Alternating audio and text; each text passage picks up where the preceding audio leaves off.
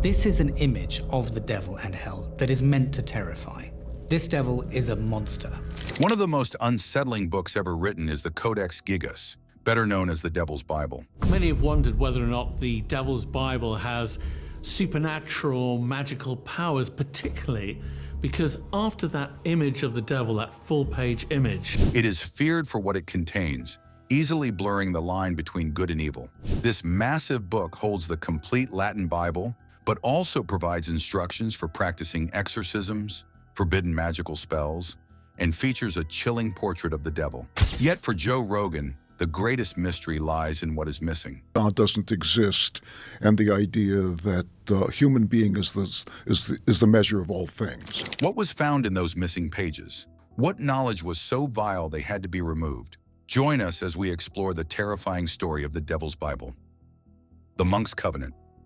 Let's go back in time to the night of April 30th, 1229. At a famous Benedictine monastery in Podlazic, Bohemia, a monk named Herman the Recluse was found alone in his cell. This monastery sat near the Elbe River, surrounded by forests and roads of stone used by merchants traveling between Prague and Saxony. It was one of the worst times to be kept prisoner, given how the Fifth Crusade had ended not long ago, leaving famine and disease in its wake. So why was he stuck in a cell? Now this is where it gets interesting. Herman the Recluse was not a famous monk, and records describe him as the odd one among many, known for spending long hours copying huge chunks of the Holy Scriptures and praying for days without eating. He was devout and extremely religious, even for a monk at the time. So how did such a zealous monk end up writing the Devil's Bible? The answer lies in the reason behind his arrest. According to historical records, Herman the Recluse had committed a serious sin by breaking multiple monastic vows and practicing forbidden magic. Though no trusted record is specific about his exact crime, the penalty was very severe.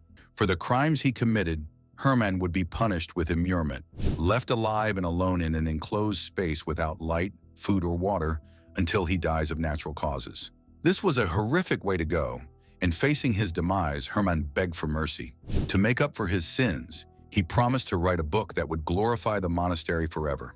This book, he said, would contain all human knowledge, and it would be written in a single night. Believing the task was impossible, the monks agreed to spare him if the entire book was completed before sunrise. According to medieval records, Herman realized this was an impossible task, as copying just one of the 4 Gospels from the New Testament with standard quality took up to a month to complete. By midnight, the monk was at his wit's end, realizing he had made a wild promise he couldn't fulfill. Not sure of how to pull this off, the monk did something he never thought he'd do. He made one special prayer, but not to God. Desperate to save himself, the monk cried out to the devil, asking for what it took to write what he promised, offering his soul in exchange for spiritual aid. Based on the records, the devil agreed to this on one condition. The book would contain his portrait inside its pages.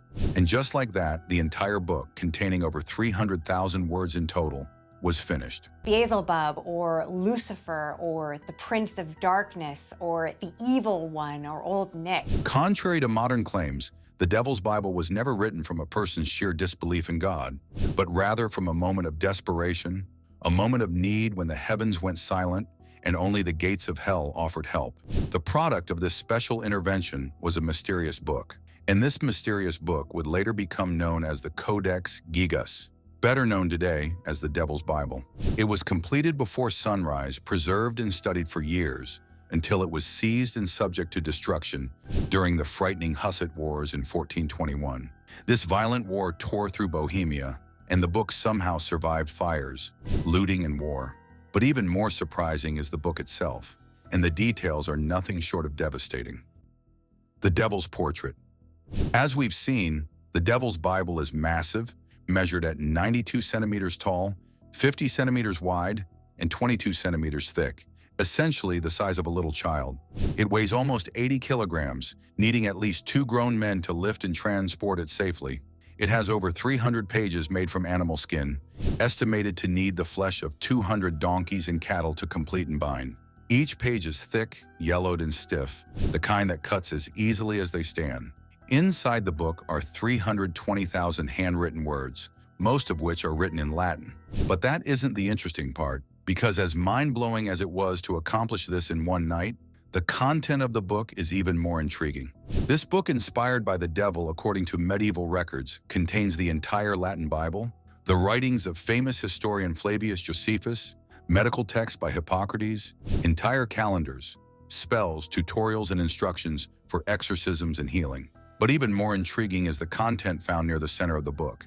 It is the dreaded page Herman the Recluse traded his eternal soul for, containing a page so vile that it repulsed the medieval church for centuries. On that page is a massively frightening image of the devil. This creature is drawn standing upright with greenish skin, 2 tongues, long horns, clawed hands, and red eyes. This creature also wore a white loincloth covered in black marks, shaped like ermine tails, with each of them standing for death and decay. It fills the entire page, staring directly at the reader. Interestingly enough, on the page next to the devil is a full image of the kingdom of God, now looking faded and almost empty. Even though it's not the first attempt at portraying the devil as something repulsive, it stands out among other monastic writings, as most images show the devil in a crushed position under the feet of Christ or the archangel Michael with a scale in hand. In this image, there are no crosses, angels, or weapons used against him. He stands victorious right next to the heavenly kingdom, now fading to obscurity. It bears no resemblance to the beautiful angel described by the Old Testament before the fall. More interestingly, this frightening portrait appears right after certain pages now missing from the book. There are clear signs showing these pages were ripped out by readers not long after they were written. But from the prior texts leading to those pages, historians have been able to determine what was in those pages now missing in the Devil's Bible. Where are these pages? Some believe they were ripped out and hidden away by the papal authorities. But surprisingly, among the texts taken out were facts and instructions linked to something called vinum diaboli, Latin for the devil's wine. What was this about, and what made it so sacred that the ancients didn't want anyone today to know? Based on modern discoveries, various references to vinum diaboli appear in other medieval literature, although not with mystical origins as the Devil's Bible. Though there were differences in describing what it was and what it did, simply put, it was a blackened liquid created through bloodletting and prayers to forbidden spirits. Unlike wine meant to bring bliss, this wine is made to break the will, weaken the soul, and open the mind to haunting voices from other dimensions. Why would anyone want to be put through such an experience?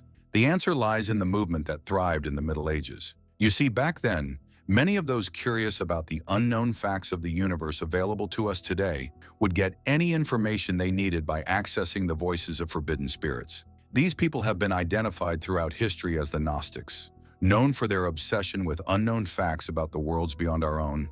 However, the pages containing the recipe for the liquid that granted this power have been ripped away. Aside from the devil's wine, early records from the 14th century kept at the Brevnov Monastery near Prague mention that those missing pages also had instructions related to summoning and binding spirits of the dead.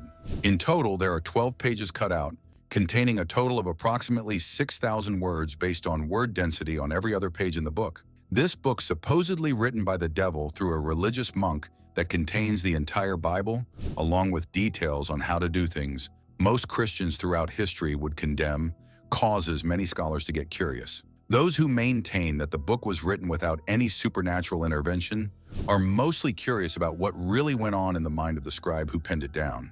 Among these scholars are British scholars and paleographers Michael Gullick, Christopher de Hamel, and Claire Bray. They believe the mindset needed to write this kind of material would have been extreme. When monks go under extreme solitude and fasting, guilt and fear combine to reframe the mind to redefine basic concepts like good and evil. In the mind of the victim, basic realities like morals and ethics cease to exist. Exploring the abominable no longer feels wrong, and exploring the sacred no longer feels invigorating. But there is another layer of mystery. Subsequent modern studies show something even darker about the Devil's Bible: the existence of a spirit more vile, sinister, frightening, and dangerous to the human soul than the devil described by Herman the Recluse. The biggest clues pointing to this idea lie in the portrait, as images of demonic figures with green skin weren't consistent with medieval depictions of demons, but were known for representing the endless chaos that goes beyond any of the vices associated with the devil. These unique principalities are known as the gatekeepers of hell, beings that don't rule evil, but live beyond its bounds and serve principalities greater than the devil. Perhaps the biggest clue pointing to this lies in one ritual fragment referenced in an inventory list written in 1390 from Prague Castle. This piece of literature mentions a greater name not to be spoken, a greater enemy of the human soul that stays hidden within a sequence of prayers and symbols. Signs of the same sequence are found near the devil's image in the Codex, but the specific pages having the name are gone. The name had gone missing during the reign of Roman Emperor Rudolph II, known for his obsession with alchemy and the occult. Though he was advised that the absence of the name was a sign that the unknown entity didn't want to be known, the emperor, obsessed with wealth and eternal life, still wanted to know how to identify and tame this power for himself. He would use all the information from the other pages to fill in the missing facts based on context analysis. He wanted permanent healing from his sickness and blissful eternal life on earth. He wanted to rule forever. Sadly enough, not long after, Rudolph II would go mad. This emperor would be one out of many who lost everything, because he was obsessed with the missing contents of the book. What follows are the haunting stories told by those whose lives were unfortunate enough to grow entangled with the devil's book. Stay tuned, it gets intense from here. The Curse of the Codex. By the end of the 16th century, the Codex Gigas had been transferred across different monastic communities, and along with it were whispers about a curse that followed it everywhere. Librarians across the medieval world whispered about it, and these rumors stood so strongly that the guards looking after the book refused to stay alone on duty. Though official records don't tell of supernatural signs following the book, private letters, journals, and marginal notes show a repeated pattern of fear, illness, and obsession. Perhaps the most famous of these incidents happened on the night of May 7, 1697, at Tre Kronor Castle in Stockholm, Sweden. Just before 8 o'clock that night, a fire broke out in the castle's upper floors. Flames spread so fast through wooden beams and paper archives, with thick smoke filling the halls. Thousands of books were burned that night, and the Codex Gigas was stored at the upper level of a tall shelf. Those on duty did their best to save as many books as they could, and when the time came to move the Devil's Bible, they found that it was too heavy. So in panic, one of the guards pushed it out a window, and while taking it off, the massive book struck him on the shoulder as it fell. Witnesses reported his arm was badly injured after that and never healed properly. Unable to continue his work, the guard left service within the year and suffered several weeks from endless nightmares until he passed on 5 years later in early 1703. So this is the Gigas Codex. Apparently a monk wrote this in a single night. Just 7 years later, a librarian traditionally known as Johann Burroughs the Younger wrote in a letter about how his hands almost went stiff after hours of prolonged exposure to the book. Even after closing the book, he described how he always felt watched many years after that event, and he wouldn't be the last. 28 years later, the Devil's Bible was preserved at the Royal Library, and one night guard on duty suddenly collapsed during his shift. According to the records, he didn't die, but quickly lost his mind after waking up. Among the things he claimed were visions of the devil's portrait coming to life, and the pages of the book speaking to him, even though no one had touched them. Despite his wild experiences and devotion to keeping the book safe, no one knows his name today, as it was removed from public duty logs for undisclosed reasons. Things took a stranger turn 70 years later, as a new pattern emerged among those negatively impacted by preserving the Devil's Bible. It seemed the biggest punishment to those who associated with the book wasn't just the insanity and misfortunes that came after, but the obsession with knowing more about its content. One anonymous archivist wrote in 1889 that he dreamed of specific page numbers and felt compelled to check what was on those pages once he woke up. Each time the person did, nothing of note was found apart from what he already knew, yet the curious urge returned each night. Secular historians believe this came about as a natural result of isolation over a long period, but the patterns all point to the same object. More interesting is the fact that there was no so-called curse of the Codex mentioned in the book, not even a warning or a threat related to it. Instead, it seemed the fear and the supposed curse came from what readers believed was contained in the book, and that obsessive curiosity always became their undoing. Also inside the Codex are calendars, chronologies, and historical summaries. Just like most of the famous prophecies of Nostradamus, a huge chunk of the passages are as vague as they could get, but readers notice something more unsettling about them. Like a visible oxymoron, these vague prophecies also seem oddly specific. All it takes is placing the repeated terms next to dates following a specific pattern, and the vaguely obscure prophecies suddenly become as clear as day.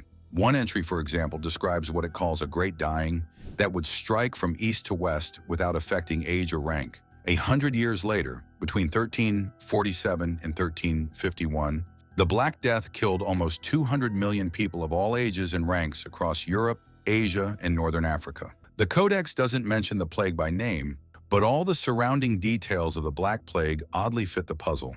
Another passage mentions a city of crowns burning while all knowledge falls like ash. And like clockwork, many Swedish readers instantly recalled the dreaded Tre Kronor fire that destroyed huge chunks of the city, including libraries containing centuries' worth of books about the region's hallowed culture and history. When we take the mental decline of Emperor Rudolf II into account, we see a consistency of reports from different cultures, centuries, languages, and religions. No two witnesses experience the same thing, yet the same set of outcomes is present. Encounter leads to curiosity, curiosity leads to obsession, obsession leads to delusion, delusion leads to fear, and from that fear comes insanity. By the late 20th century, the book was placed behind glass and handling was prohibited. Today, modern staff at the National Library of Sweden, who also work as historians, don't talk about curses, yet the interviews that happened during the book's temporal transfer to Prague in 2007 show multiple staff requesting shorter shifts when posted near the Devil's Bible. Upon closer investigation, it seems the desire to stay away from the book doesn't come from religious convictions, but from natural fears concerning what happens to those who spend too much time close to the book, even though they never touch it. Many concluded that work is usually easier when the book is far away. As vague as this reason was, it was the common talk and trend related to the book back in 2007. But historically, the Codex had never harmed anyone directly, nor had it spoken to anyone. However, all the records agree that wherever it rested, it has always drawn people closer, and those who resist never want to be anywhere close to it. Now let's look into the structure of the book, how it reads, and how the content is arranged and articulated. Are the medieval records true? Was this book written naturally over long periods of time, or was it put together in a supernatural way as the legends suggest? Stay with us as we carefully put the pieces together. The true origins of the book. One other timeless detail about the book is its handwriting. Modern paleographers have examined various pages from the book and conclude that every letter seems to be written by the same person. Every piece of content in the book was put down by one hand, and more surprisingly, stays consistent from the first page to the last. From start to finish, there are no visible tremors or changes in ink quality and pressure. Keep in mind this was written centuries before the printing press, at a time when lighting was poor and the best writing tools crude. This was further proven by a Swedish scientific analysis conducted in 2008, which found that the ink used throughout the pages was made from gall nuts and iron salts, typical for the time, but never changing from start to finish. This implies that the book was written in an absurdly short amount of time, but by one person. On top of that, modern chemical analysis showed that there were rare mineral compounds in the ink pigments, some of which were used to practice rituals that were outlawed by the medieval church. All these details make many curious about what happened to the writer of the Devil's Bible. If Herman the Recluse had kept his side of the bargain by completing the book before sunrise, what happened to him after sunrise? Was he released by the authorities? If so, what happened to him after that? After putting down all this information in the book over such a short amount of time, legend has it that Herman never left the monastery alive. Like the Virgin Mary after the day of Pentecost 50 days after the resurrection, all details about the famous monk became lost in history. By 1648, during the 30 Years' War, the Codex Gigas was taken by Swedish forces from Prague and taken to Stockholm as war loot. It stayed in Sweden permanently after that. Today, the book stays silent behind glass, but from its silent image, unbroken handwriting, and strange materials used in its creation, more questions arise that still haven't been answered. Many have tried to use naturalistic explanations to answer these questions. They insist that the exact years and completion date are not recorded definitively, and those who dated it as coming out in 1229 only did so at least a century after the book was written. The report was published by the Tekla Fabrics Journal, and it maintains that the Codex Gigas was not compiled by a committee copied from beginning to end in one sitting. To explain away the informal handwriting, they admit the book was likely written by one person, but it couldn't have been completed in one night. Most likely, they say it was done sometime from 1201 to 1230, spanning almost a decade. The only clue that points to this is the lingo found in the text. Aside from that, there is no other clue pointing to that conclusion. As to the monk's identity and what inspired the writing of the book, they agree the person was likely a Benedictine monk living in medieval Bohemia, but affirm the name was a fabrication. They say it's also unlikely that the entire book was written and put together in the monastery, which was poor and small compared to most others. It didn't have the resources to produce such a massive product, so it is more likely that the book was started, finished, and put together elsewhere. Then, to increase the intrigue and awe surrounding the book, the tale of Herman the Recluse became normative, leading to the traditions we have today. Either way, for the average person or internet personality like Joe Rogan, the Devil's Bible remains an enigma. So what do you think? Is the Devil's Bible spiritually inspired, or is the entire story behind Herman the Recluse just another hoax? Let us know in the comments down below. If you enjoyed the video, please make sure you like, share, and subscribe. Also, click on the next video shown on your screen. You will enjoy it.